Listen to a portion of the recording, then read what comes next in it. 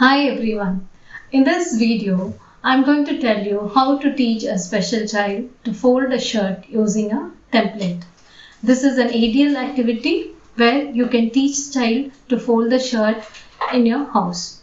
Okay, let's get started. The materials needed is an A4 size hardboard or a chartboard and a shirt.